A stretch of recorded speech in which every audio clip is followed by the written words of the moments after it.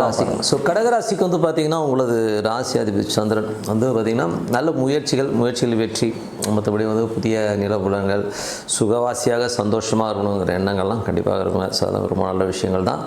அதுக்கப்புறம் வந்து ஒரு 2ஆம் அதிபதி 4ல் இருக்கும்போது சொத்துக்கெல்லாம் நல்ல லாபங்கள் இருந்தாலும் தாயாருடைய விஷயங்களில் கொஞ்சம் ஒரு டிஸ்கம்ஃபர்ட்டாக இருக்கிற மாதிரி இருக்கும். கொஞ்சம் அது சூரியன் நீச்சல்னும் போது கொஞ்சம் ஏடாவடமாக பேசுகிறது, இந்த மாதிரி விஷயங்களுக்கும் மனக்காயங்கள் கண்டிப்பாக இருக்கும். வண்டி வாகனங்கள் ஓட்டும்போது கொஞ்சம் கவனமாக இருக்கிறது ரொம்ப ரொம்ப நல்லது. 3ஆம் அதிபதி ஏன்னா 2ஆம் அதிபதி நம்மளே கொஞ்சம் இடமா பேசுவோம். ஸோ அதுவும் இருக்குது இல்லையா? ஸோ அதனால் கொஞ்சம் கவனமாக இருக்கும். 3ஆம் அதிபதியான புதன். ஸோ 3ஆம் அதிபதியான புதன் வந்து பார்த்திங்கன்னா உங்களுக்கு என்ன மாதிரி விஷயங்களை பண்ணுவார் அப்படின்போது அது வந்து என்ன ஆகுனா 4-3 ஒரு பரிவர்த்தனை இருக்கும்போது சொத்துக்கள் விற்பனை ஆகாமல் இருந்தாலும் இப்போ விற்பனை ஆகிறதுக்கான வாய்ப்புகள் ரொம்ப நல்லா இருக்குது. அதே மாதிரி அம்மாக்கும் உங்களும் சின்னதாக ஒரு டிஃப்ரென்ஸ் ஆக ஒப்பீனியனும், பட் அதுக்கப்புறம் சரியாயிடும். பட் கொஞ்சம் கேர்ஃபுல்லாக இருக்கணும்.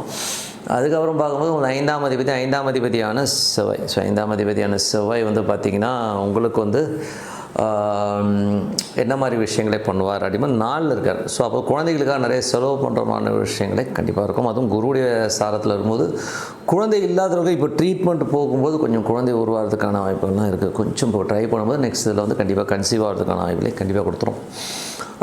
அதுக்கப்புறம் பார்க்கும்போது உங்களது 6ஆம் அதிபதியான குரு உச்சமாக இருக்கிறது. அது மட்டும் 6 வெளிநாடு போகணுன்ட்டு இருக்கணுனால வெளிநாடு வேலைகள் கிடைக்கிறதுக்கான வாய்ப்புலாம் ரொம்ப நல்லா இருக்குது. ஸோ அதே மாதிரி 6ஆம் அதிபதி உச்சமாகும்போது ஹெல்த் இஷ்யூஸ் வரும் சில பேருக்கு. அது கொஞ்சம் கவனமாக பார்த்துக்கணும். கொஞ்சம் வந்து கடன் சம்மந்தமான விஷயம், கடன் உபாதைகளோ கேசஸ் சம்மந்தமான விஷயம் கொஞ்சம் கேர்ஃபுல்லாக இருந்துக்கிறது ரொம்ப ரொம்ப நல்லது. ஏன்னா குரு வந்து உச்சங்கிறத வந்து நம்ம மொட்டையாக எடுக்கக்கூடாது. அதனால் கொஞ்சம் வழக்குகளோ அந்த மாதிரி விஷயங்கள்லாம் கொஞ்சம் கவனமாக ஹெல்த் கான்ஷியஸாக இருக்கிறது ரொம்ப ரொம்ப நல்லது. 7ஆம் அதிபதி மற்றும் 8ஆம் அதிபதியான சனி 9ல் இருக்கிறது. ஸோ 7, 8ஆம் அதிபதி 9ல் இருக்கும்போது என்ன மாதிரி விஷயங்களை பண்ணுவாருமோ வக்கரமாக இருக்காருங்க. ஸோ அதனால் வந்து கொஞ்சம் பிடிவாதங்கள் இருக்கும். மனைவி வந்து கொஞ்சம் பிடிவாதமாக இருக்கிறது, அப்பா கொஞ்சம் அடமண்டமாக இருக்கிற மாதிரி ஃபீல்லாம் கண்டிப்பாக. பட் வக்கரமாக இருக்கும், ஒன்றும் பெருசாக எஃபெக்ட் இருக்காது. பட் இருந்தாலும் அந்த அடமன்சி கண்டிப்பாக கொடுக்கும். அதுக்கப்புறம் பார்க்கும்போது உங்களுக்கு 9ஆம் அதிபதியான குரு வந்து உச்சமாக இருக்கிறது வந்து வெளிநாடு வேலை செய்வர்களுக்கு நல்ல வருமானங்களை கொடுக்கறதுக்கான வாய்ப்புலாம் இருக்குது. ஸோ அதெல்லாமே வந்து ரொம்ப சூப்பராக இருக்குது. பட் இருந்தாலும் வேலையில் ஒரு ஸ்ட்ரெஸ்ஸஸோ டென்ஷன்ஸோ இருக்குமானா கண்டிப்பாக இருக்கும்.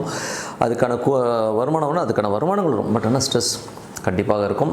அதுக்கப்புறம் பார்க்கும்போது உங்களது 10ஆம் அதிபதியான செவ்வாய் 10 மற்றும் 5ஆம் அதிபதியான செவ்வாய் வந்து பார்த்திங்கன்னா உங்களுக்கு வந்து 4ல் இருக்கும். வந்து குழந்தைகளுக்காக நிறைய செலவு பண்ணுறது, பிஸ்னஸ் சம்மந்தமான விஷயங்கள் ஏற்றுக்கு நல்ல லாபங்கள் வர்றதுக்கான ரொம்ப நல்லா இருக்குது.